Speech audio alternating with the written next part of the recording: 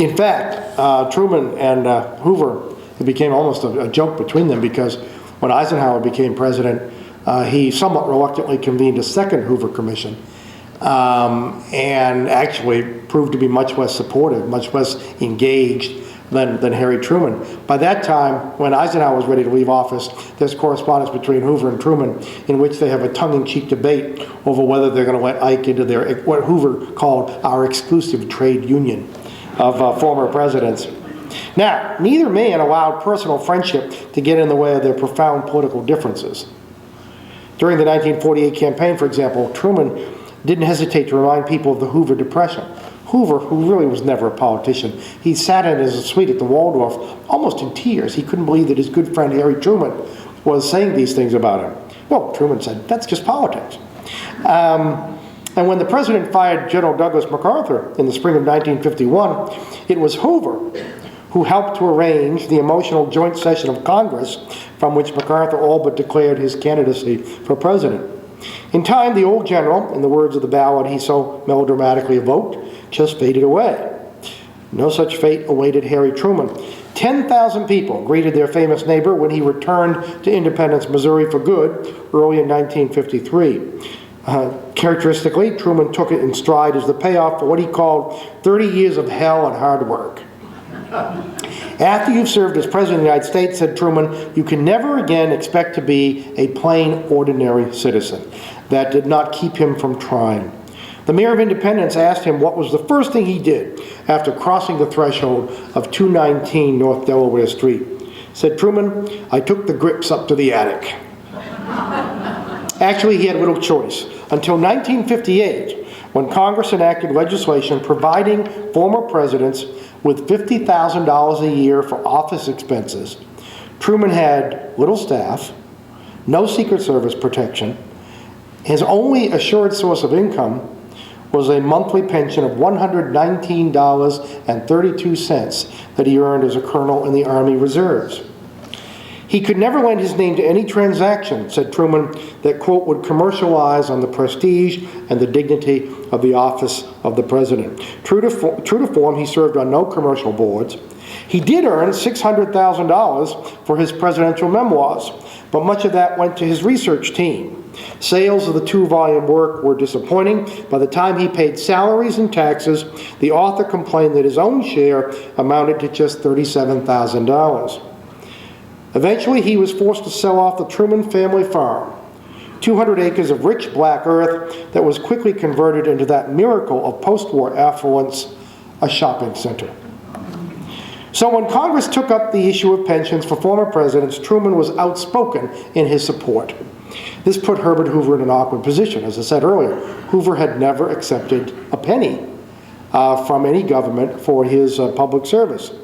So he was more than reluctant to pocket a $25,000 pension. On the other hand, he didn't want to embarrass his friend Harry Truman, who needed the money, unlike Hoover. In the end, he took it and he used it to pay a battery of secretaries who helped answer his mail. Adding to his financial burdens, Truman had a presidential library to build. This is something that people never stop to think about, understandably. It was a concern for President Ford. It was one of the things that brought President Ford and President Carter together. The fact of the matter is, when you leave office, everyone knows about the Secret Service and the office and the staff, and etc. What no one stops to factor in is the presidents need to raise now over $100 million. In some cases, the Bush talk about $300 million for a presidential library. All of that money has to be raised privately. For President Ford, he said it was the toughest thing he ever did. It was about $9 million to build the Ford Museum originally. He and Jimmy Carter used to compare notes. Carter went back to Plains, Georgia, discovered that the peanut company was almost bankrupt, and sold off much of actually sold it to Dwayne Andreas, sold off much of his property, and still had to raise the money to build the library. In any event, Truman was the first, in effect. His library cost $1.8 million, and he raised almost all of that. At its dedication in July 1957, Hoover and Eleanor Roosevelt put aside their differences to share the platform with their mutual friend. Before the day ended, it was a typical scorching summer day in Missouri. And it's amazing to think that these elderly folks, sort of tottering about on the stage, were able to get through their ceremony. A fluttery admirer approached Hoover and asked how former presidents spend their days. To which he replied, "Madam, we spend our days taking pills and dedicating libraries." His own schedule suggested otherwise. In his 85th year, Hoover traveled 14,000 miles, delivered 20 speeches, and published the latest of nearly 24 books. He dedicated 4 boys' clubs, lent his name to as many schools, and raised over $1 million for the Hoover Institution. He also answered 21,000 letters, rising before dawn to scratch out personal replies to children who wrote him seeking advice or historical perspective. There was a bathroom in the suite, which Hoover dubbed the Black Hole of Calcutta. And that's where he kept his memoirs, 3 thick volumes. They had a bathtub full of them, and he would send them out to children who wrote letters to him.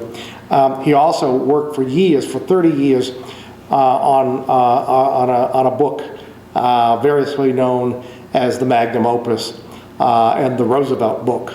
And it went through several permutations, but it basically was a critique of American foreign policy, beginning with the recognition of the Soviet Union in 1933 under FDR. And the story is told one morning, like many old men, he had trouble sleeping. So he would get up in the middle of the night and sit at his desk, and with a stubby pencil. He used pencils instead of ballpoint pens. He said ballpoint pens were invitations to verbosity. And with a stubby pencil, you were going to be much shorter.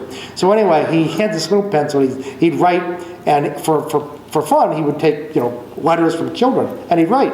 Eventually published a volume of them, a wonderful book. But anyway, one house guest woke up, at 5 o'clock, and he saw the lights on, and he went out and saw Mr. Hoover at his desk and said, "Mr. Hoover, it's 5 in the morning, what are you doing?" He said, "Oh, I'm just making my Roosevelt book more pungent." Harry Truman was only slightly less active than his friend in New York. He kept regular office hours in a corner of his library overlooking the courtyard where today he and Bess are buried. Nothing pleased him more than to conduct tours of the place for young people. Truman was a natural-born teacher, and he loved history. He was the last American president not to go to college, and he was very sensitive about that fact, and in effect compensated for it all his life by being a voracious reader, and above all, of history. And I think it lent a very special quality to the Truman presidency. I mean, one could only wish that every president were as steeped in the lessons and the perspective, and yes, even the humility that I think a deep knowledge of history can supply. In his spare time, he played with his grandchildren, devoured libraries of books, and smacked his lips over good bourbon. He also indulged his wanderlust. He visited Churchill at his country home outside London. He had an audience with Pope Pius XII, picked up an honorary degree from Oxford, where a 3-minute ovation moved him to tears. Closer to home, Truman, the music lover, donned white tie and tails to conduct the Kansas City Philharmonic in John Philip Sousa's Stars and Stripes Forever. And he had, as he would say, a hell of a time. Celebrity, however, had its downside, as the former president discovered. This is amazing. No Secret Service, remember. In the late 1950s, the Trumans he decides he's going to drive Bess cross country to New York to visit Margaret and her husband, Clifton Daniel, and their grandchildren. And, needless to say, at every stop along the way, the Trumans were besieged by autograph seekers. And even better, at one point, he improperly changed lanes, and a Pennsylvania highway patrolman pulled him over to the side of the road. Didn't give him a ticket, though.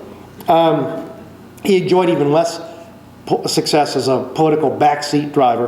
In 1960, he found John F. Kennedy's Catholicism less offensive than the appeasement policies pursued in the 1930s by Kennedy's father, who of course was ambassador to Great Britain and notoriously pro-Chamberlain and at least, not pro-Hitler, but certainly pro-appeasement of Hitler. As Truman said, "It's not the Pope I'm afraid of, it's the Pop."